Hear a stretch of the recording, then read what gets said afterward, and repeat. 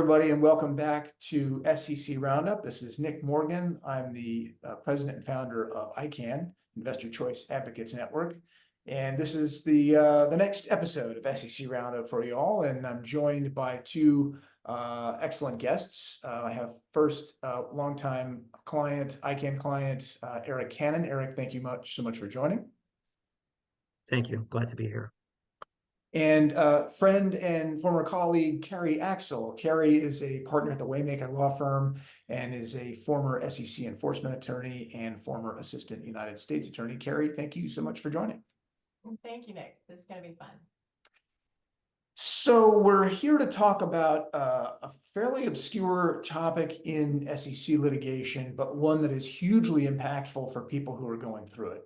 And that is SEC follow-on administrative proceedings. And I'm having Eric and Keri here because they both have experience in this area and can speak to some of the unfairness around that process. So first, to bring other people up to speed, Eric, you are going through an administrative proceeding, but to give other people who haven't lived through it like you and I have some of the background, in 2015, the SEC filed a lawsuit in federal court naming a number of people, yourself included. They did not allege that you had committed fraud. They did not allege that you had harmed investors. There was a single issue, which was whether an instrument that you were part of a team of people selling, that is fractionalized life settlement interests, was a security. It's a fairly binary issue. If it is a security, the SEC has jurisdiction. If it's not a security, the SEC does not have jurisdiction. So we've been fighting that issue since 2015. And we recently took that federal court case up on appeal to test that question. Now, for people who may not be following the intricacies of life settlements, the SEC actually lost the issue of whether they have jurisdiction over that instrument about 30 years ago in a court case in the DC Circuit Court, a life settlement case where the appellate court concluded that they did not have a jurisdiction. So this is very much a live issue, a close call issue in terms of the law on this, and not one that lay people could be expected to know the answer to. Certainly, you received legal advice when you were at the company you worked at that the instrument was not a security and that the SEC did not have jurisdiction. Nevertheless, that federal court case is now up on appeal to the Ninth Circuit Court of Appeals. As the SEC often does at the conclusion of federal court cases, it brought what is called a follow-on administrative proceeding, in that it follows on from the federal court action. And in that administrative proceeding, the SEC, one of the issues they will be seeking to answer is whether you should be barred from associating with securities brokers. So that case remains live, and we're in litigation on that issue. So we won't get into the details there. But Keri, maybe we can turn to you first. You've been through this. You've seen this from the SEC perspective, from the defense perspective. Can you give us a little more detail on what a follow-on administrative proceeding is and why it's not necessarily the best process for respondents? A follow-on administrative proceeding is a type of administrative proceeding that is filed before administrative law judges of the commission itself. So this is a judge who is essentially appointed by the SEC and litigates only these, or adjudicates only these types of cases. And therefore, obviously, there's a tendency to be a little bit in the SEC's own home court. So there have been a variety of challenges made to these types of judges and proceedings. First of all, I guess I should say that the follow-on administrative proceeding occurs when you already have either a criminal conviction or an injunction in court. And so in that case, there's different kinds of administrative proceedings that the SEC, the staff may seek to file in before the ALJ. But these particular ones are collateral to the original order. And in this case, the types of proceedings we're talking about are ones where there's a civil injunction or a criminal proceeding, and then the SEC seeks to go into the administrative proceeding and bar the individual from the industry. So it's called an industry bar or an associational bar. So backing up to the fairness concerns that you ask about, some of the concerns would be that this person might not have independence from the commission itself, given that it, in fact, is, you know, appointed by the commission or selected by the commission.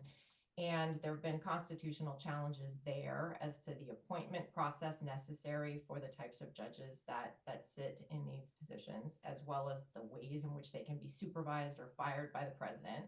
But at a high level, just fair to say, they do all these kinds of cases, and there has been data that, in fact, they have been a bit too cozy with the SEC in the past. So that's one concern for litigants going into these follow-on proceedings, that it's just not, the tribunal itself is not particularly fair. There have also been challenges to the processes themselves, and indeed there's currently a Supreme Court case pending concerning whether or not these are appropriate forums for the issuance of penalties.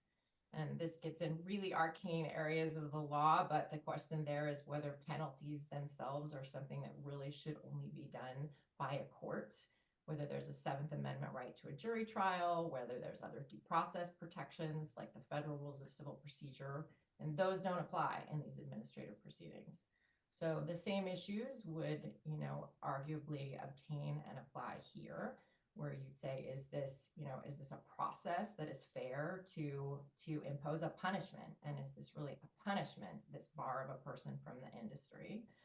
And then I'll just, you know, say also there's a question about, you know, again, getting back to who the adjudicator is in the process, whether they are really following the tests. And I know, Nick, you felt this too as a practitioner. I think in this space, I have real concerns as to whether the, you know, SEC is really seeking to follow the tests, which are whether or not this type of collateral bar or associational bar, industry bar, is in the public interest, or whether they just are reflexively getting it whenever someone may have had a cease and desist order from a federal court. And not differentiating, you know, did the person cooperate? You know, was it a technical thing, as in this case, where there was actually advice that the SEC now in retrospect thinks is wrong, but nevertheless, if that person abided by advice.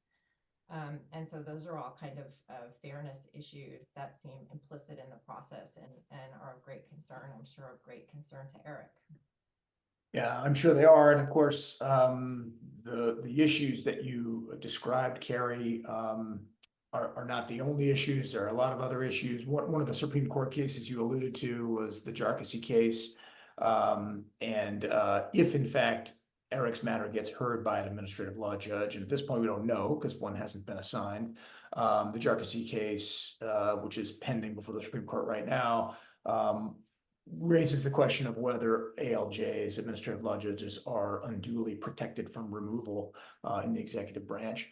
And if we do get in front of an ALJ and the ALJ decides against us and we want to appeal that decision, we appeal it to the SEC, yeah, the commission. So the commission decides whether or not an associational bar is in the public interest. This is the same commission that Eric and I have been fighting in federal court for this last 7 years. So the idea that you would get a truly independent assessment of that issue, I think is questionable. So thank you for that overview, Keri. Eric, you've been living this without getting into the details of the case, and understanding that during the pendency of the federal court action, there was no judgment against you. There was no finding that anyone had violated the law. And now during the pendency of the administrative proceeding, there is no bar or barring you from any certain activity. But as is the case with many people, you have suffered in spite of the fact that the lawsuit's still ongoing. Can you talk about a little bit about the impacts of the lawsuit on you professionally? Absolutely. Keep in mind, you know, I've been in the industry for over 22 years before this has started. So I've got, you know, several clients. I've got colleagues that I've worked with in the past. And because this has been broadcasted over the internet, you know, it really brings my integrity into question now. Just, you know, it's been just horrible. I've got clients contacting me directly related to this case. They've contacted me throughout the year. They believe in me, they trust me, but it's been pretty hard. 2017, just kind of go back a little bit. I wanted to get back into to the business, so I went out. I got my Series 65 license. I wanted to sign on to an independent registered investment advisor. Everything was fine, but they looked and they saw that I had this pending case against me, and they just kind of backed off. And they said, you know what? Let's just wait until this is all resolved. And that was 2017. And it's throughout this time frame, these 7 years, even doing consulting job, I actually put together capital structure development for private companies that want to go out and raise capital, and then they see this, the third party administrators, the third party service providers, they see this, and again, my integrity comes into question. So it's really impacted me financially. First of all, it was very, very emotional for me and my family. Professionally, it has harmed me. I would have to go outside of the industry in order to make a living. That's what's very, very irritating. It's so Yeah. disheartening. Yeah, and it's incredible the negative impact just a pending lawsuit can have when there's been no resolution, whether it's the Yes. underlying federal case or the follow-on administrative proceeding. All of this in a case where, as I mentioned at the beginning, the SEC never alleged that you committed fraud, never alleged that you harmed investors, and acknowledged that there were lawyers on scene in an issue where there's a circuit split on the issue of whether the SEC has jurisdiction. So, well, I appreciate you sharing those stories, Eric, and hopefully we'll get some positive news in the litigation.